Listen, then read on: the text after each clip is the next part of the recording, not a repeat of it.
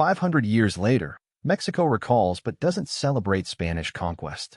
Mexico City, in a country that takes great pride in its museums and monuments, the final resting place of one of Mexico's signature historical figures is easy to miss. A simple red plaque, just a name and the years he lived, marks the spot where his tomb is embedded in a wall to the side of the altar in a dilapidated downtown church. Few worshippers take notice. The name alone, however, recalls centuries of conflict and a never-ending debate about the essential identity of Mexico. Hernan Cortes, 1485 to 1547. The legendary Spanish military commander may be hidden away in death, but a few blocks away, authorities are readying a remembrance of his momentous triumph, the conquest of the Aztec Empire. Friday marks the 500th anniversary of the fall in 1521 of the Aztec capital, Tenochtitlan, now the site of Mexico City. The bloody siege culminating in its surrender launched 3 centuries of Spanish dominion in Mexico. The conquest still stirs profound disquiet in the national psyche. Politicians and activists have put their own spin on history, casting Cortes as the cold-blooded archetype of European imperialism. But regardless of the denunciations, his military campaign is what led to Mexico's modern identity as a mixed-race nation. We were all born from the conquest, no longer Aztecs, no longer Spanish, but Indian Hispanic Americans, mestizos, wrote Carlos Fuentes, the late Mexican author. We are what we are because Hernan Cortes, for good or for bad, did what he did. This week in Mexico City's Central Plaza, or Zocalo, workers have been erecting a more than 50-foot-tall replica of the emblematic Templo Mayor, the main sanctuary of the Mexicas, as the Aztecs call themselves. A multicolored light show will flash images Quetzalcoatl, the plumed serpent, and other Aztec motifs. A society needs to know where it comes from to know where it is going, Claudia Sheinbaum, Mexico's city mayor, said at a forum last month detailing plans for the occasion. How can we resolve some of our great problems if we don't know where they began? By any measure, Spain's arrival in the New World was a global milestone, a meeting of civilizations that had evolved distinctly through the millennia. It was a turning point in human history, and we will never go back, said Matthew Restall, a professor at Penn State University and author of When Montezuma Met Cortes, the true story of the meeting that changed history, chronicling the encounter between the Aztec ruler and the Spanish conquistador. These were human beings who had been on the planet for tens of thousands of years and never knew about each other. Portraying the Spaniards' arrival as a nationalist parable of good versus evil, a glorious native culture devastated by European marauders, Mexican President Andrés Manuel López Obrador has called for historic reconciliation. The so-called conquest was accomplished with the sword and the cross, he declared a few months after taking office. Thousands of people were murdered during this period. A culture was imposed, one civilization on top of another, to the point where Catholic churches were constructed on top of the temples of pre-Hispanic peoples. Both Spain and the Vatican have rebuffed the president's demands for apologies. Events from 5 centuries ago cannot be judged by contemporary considerations, the Spanish government said. The Catholic Church pointed out that during a 2015 trip to Bolivia, Pope Francis already apologized for colonial-era abuses committed against indigenous populations in the Americas. We want him to do it in Mexico too, López Obrador shot back. No one disputes the culpability of Cortes and his captains in massacres, torture, forced religious conversion, and enslavement in a quest for glory and gold. However, many historians also dismiss López Obrador's good versus evil template as one-dimensional. It's a simple vision of history in which one sees everything as black and white, said Alfredo Avila, a historian at the National Autonomous University of Mexico. The historic reality is never that simple. Mexican officials have dubbed the remembrance 500 years of indigenous resistance. The resistance tag overlooks an uncomfortable fact. More than 90% of Cortes' troops in the siege of Tenochtitlan were indigenous rivals of the Aztecs, notably warriors from the Tlaxcalan and Totonac cultures. Post-conquest, historians say, other indigenous peoples bowed to Spanish hegemony, while Cortes rewarded allies in the war against the Aztecs with favored treatment, including exemption from some royal taxes. Many indigenous groups collaborated with the Spanish, said historian Miguel Pastrana Flores, also at the National Autonomous University of Mexico. It was an alliance that not only fought with the Spanish, but provided the Spanish with food, shelter, helped fabricate their arms and build their boats. The Aztecs ruled a vast realm, from present-day Central America to central Mexico. But divisions roiled their domain. Resentment seethed among vassal communities, fed up with their overlords' demands for tribute, including victims for human sacrifice. Cortes skillfully played on these deep fissures, recruiting personnel to bolster the thin Spanish ranks. Today, some view the events of 1521 less as a Spanish versus Aztec struggle than as a tipping point in an internal Mesoamerican clash among the diverse indigenous populations of the day. An alliance of convenience with the bearded outsiders brought the benefit of horsebound cavalry, sophisticated military tactics, and technologically advanced weaponry, including cannons, muskets, and crossbows.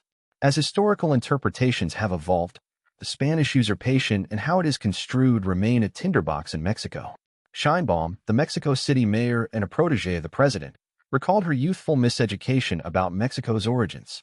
They made us see, or at least that was the history that I learned in school, that the conquest of Mexico had been almost romantic and that there had simply been an encounter of two worlds, she said. And in reality, history wasn't like that. Cortes, an ambitious and ruthless adventurer with a penchant for defying his superiors, arrived on Mexico's Gulf Coast in 1519 and set his sights on the treasures of the Aztec Empire, based hundreds of miles away in a high-altitude valley flanked by volcanoes. He and his 500 or so initial troops proceeded north, convincing legions of indigenous adversaries of the Aztecs to join them as warriors, porters, and laborers. Accompanying Cortes was his interpreter and trusted consort, Malintzin, an indigenous woman now known as La Malinche, who remains an incendiary figure in Mexico, denounced in popular culture as a traitor, but celebrated by some as an extraordinary woman who overcame slavery, prejudice, and misogyny. The Spaniards were awed at first sight of the wondrous island city of Tenochtitlan, with its broad causeways across a series of lakes. These great towns and buildings rising from the water, all made of stone, seemed like an enchanted vision. Bernal Diaz del Castillo, a member of the expedition, wrote in The Conquest of New Spain, "Indeed, some of our soldiers asked if it was not all a dream." Montezuma, both wary and curious, had sent emissaries in a bid to dissuade the strangers from venturing to his capital.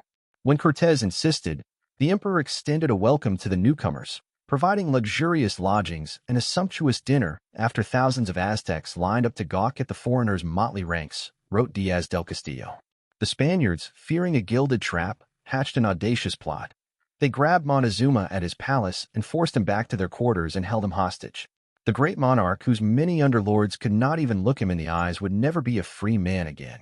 The Aztecs revolted in 1520 after a Spanish massacre of their noblemen at the Templo Mayor. The conquistadors and their allies suffered heavy casualties as they fled the city. Killed during the tumult was the captive Montezuma. The Spaniards pinned his death on a native mob, but many historians believe that the enraged conquistadors executed Montezuma. Mexican schoolchildren have long learned about the Noche Triste, the Night of Sadness, as the Spaniards' nocturnal retreat from the Aztec uprising is known.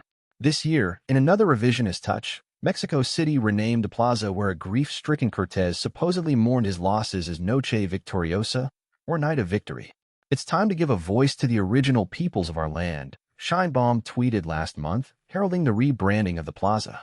"It's time to revise the past in order to transform the present." One problem: historians say casualties among the indigenous rank-and-file aiding Cortes far outnumbered Spaniards who perished in the chaotic withdrawal. Scholars also dispute the mayor's comments that contemporary racism in Mexico can be traced to the Spanish. This government makes political use of history and thinks that changing the name of a plaza changes history, said Alejandro Rosas, an independent historian. The typical idea is that Mexico was practically an earthly paradise until the Spanish brought all the bad. That's also false. Cortes soon regrouped and, with reinforcements from Spain and additional indigenous recruits, launched his siege of Tenochtitlan.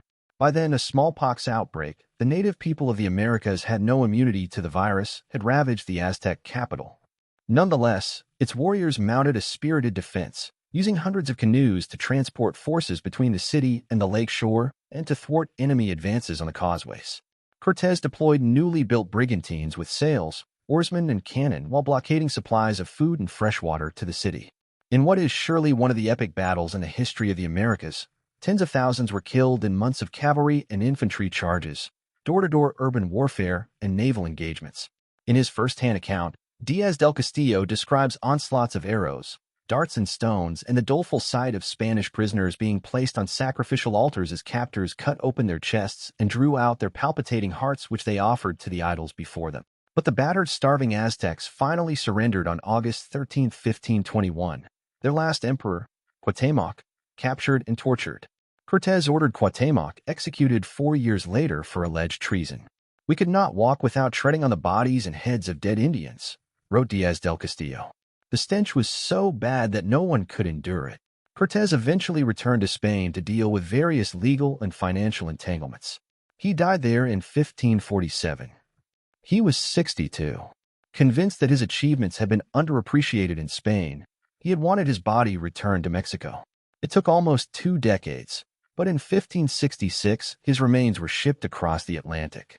As anti-Spanish independence fervor gripped Mexico in the early 19th century, some feared that independistas would desecrate the remains.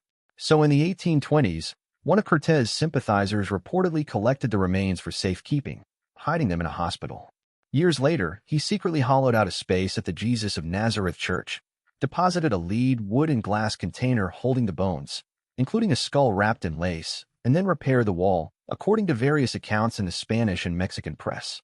The church is said to be around the corner from the spot where Cortes and Montezuma first met, though contemporary, traffic-clogged Mexico City is unrecognizable from the island Aztec capital. The whereabouts of Cortes' remains were a mystery until 1946, when the discovery of a document revealed the secret and Mexican officials authorized a team to extract them. The bones were returned to the church wall the following year with a simple red plaque.